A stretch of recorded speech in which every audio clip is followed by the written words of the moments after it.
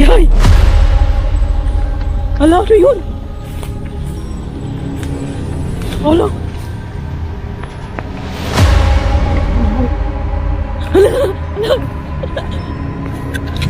Ngayong gabi ay aakitin natin itong isang bundok at dahil nga may nagpagsabi sa atin na isang magsasaka na may natagpuan daw sila, isang sako na nakabitin sa isang kahoy at laking gulat nila nang ito'y buksan nila at tumambad sa kanila at buto-buto na hinihinalang isang sanggol. Samahan nyo kami guys. Aakitin natin itong bundok na to. So pataas tayo ngayon guys. Kung nakikita nyo naman, so puro puro kakahuyan.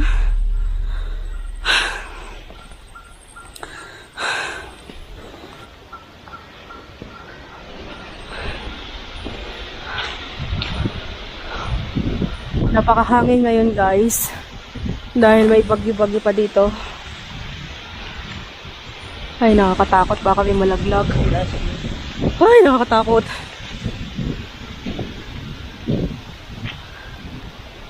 Oh.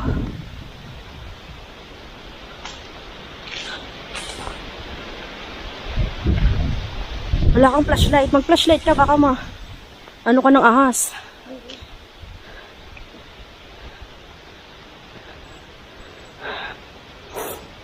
May malaking ahas daw dito. At dahil nga sa natagpuan nila na hinihinalang isang sanggol, dahil nga may saplot pa daw ito na pangbata, at hindi na ako nagdalawang isip, nagpasama ako sa aking kaibigan at kahit na paambon-ambon at pabugso-bugso ang hangin, at sinikap kong puntahan ang lugar na ito dahil nga ito ang pinakamagandang oras sa mga entity, dahil nga sa mga ganitong mga pagkakataon ay dito nagpapakita ang mga elemento.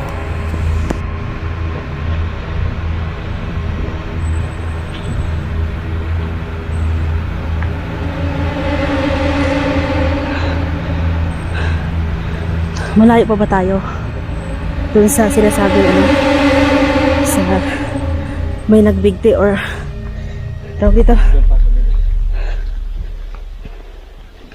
Ano yan? Ano yan? Saan? Napakan mo. Saan? Alisin mo yung paa mo. Ano yan? Uod. Uod ba yan? Uod.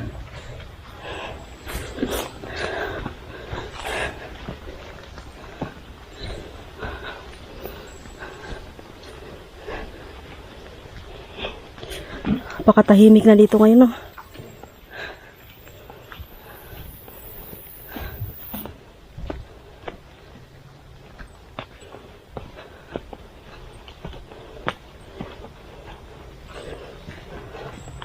Labas pa yan.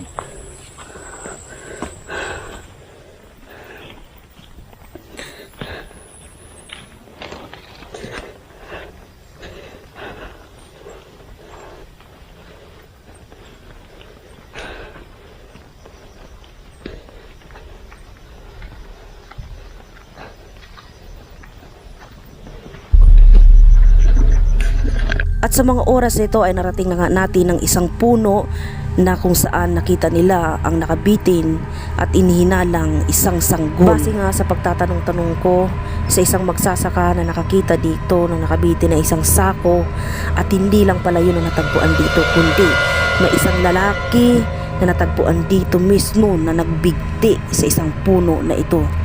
Kaya hindi malayo na maraming nagpapakita dito dahil nga sa mga nangyari mismo sa lugar nito. Hindi tayo dadaan.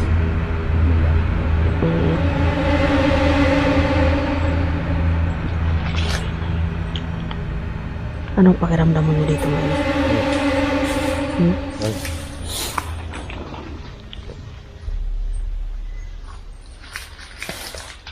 Hindi kita po sa video.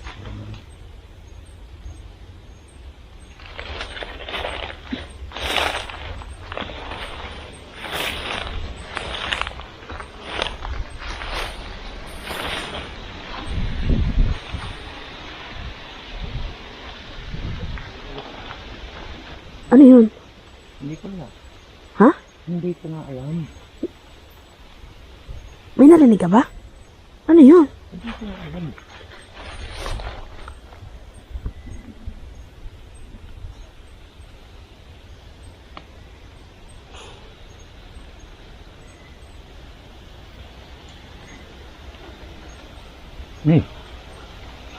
Lakas ng ano, no? Hala, parang umaambon ata. Uulan pa ata to.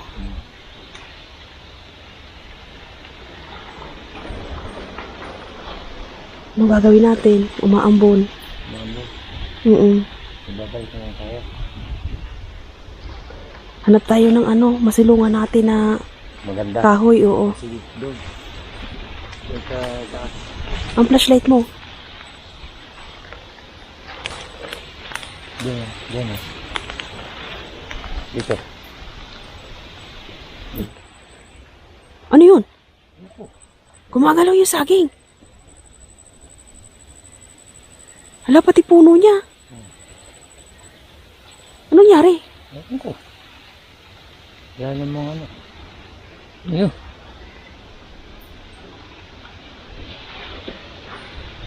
Nakakatakot yung nyug. Baka bagsakan tayo eh. Hindi.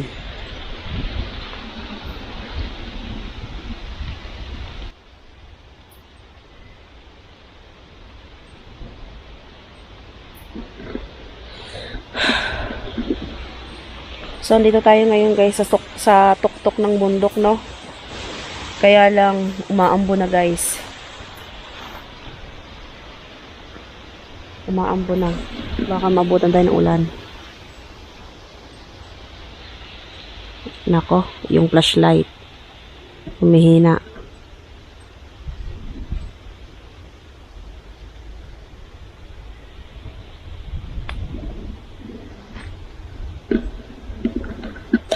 Oh!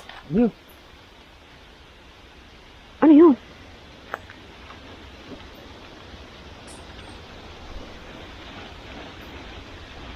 Hindi na maganda dito ah. Ano, may hangin ba yan? Hindi. Hindi hangin yan. God. Hindi hangin yan.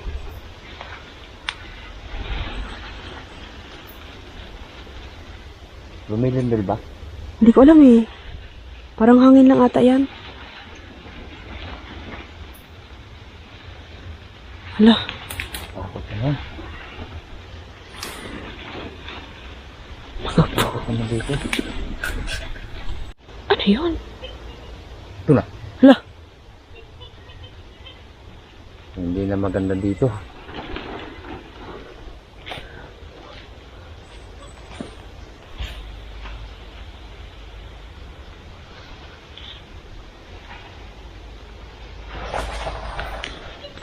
Ano yun? Yan po. Ano yun?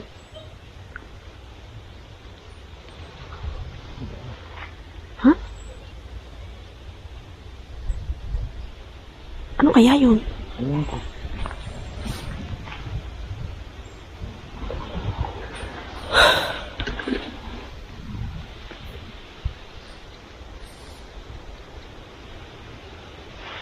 Ano ba yun?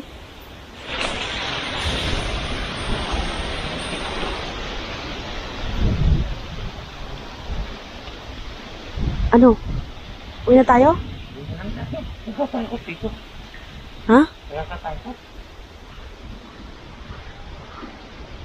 Oh my God.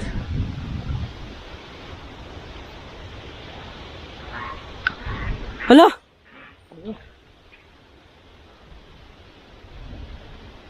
Tara na, tara na.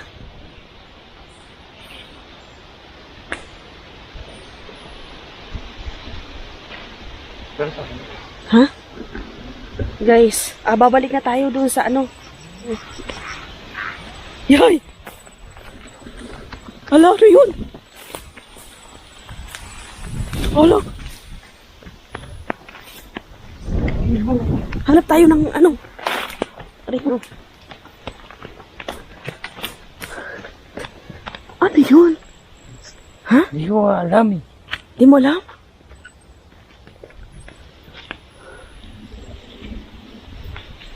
Grabe ang lakas, no? Pasok kaya yun? Siguro. Hmm. Ayun. Huh? Isa, takot dito.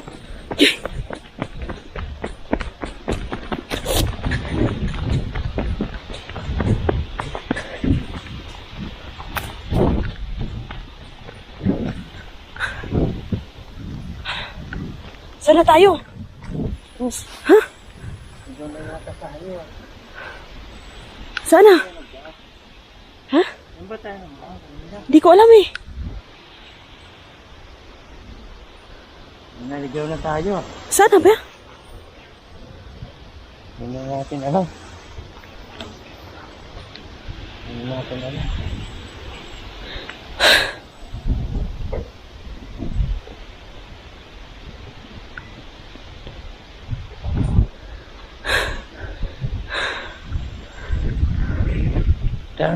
Tingnan mo doon. Tara, tara, tara. Tara. Nakakatakot yun ah.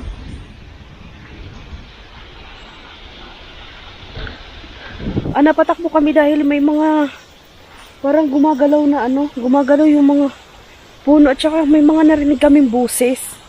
Ano kaya yun? Hindi ko nga alam. Wala. Anong oras na ba? Ano na, pasado 11:00 na.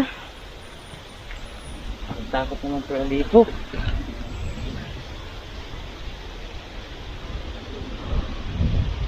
Tama ang sabi nila. Liblib na lugar na to eh.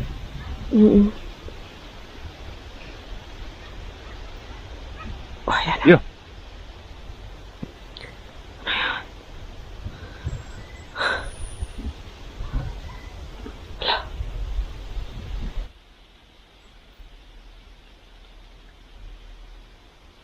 Lapit!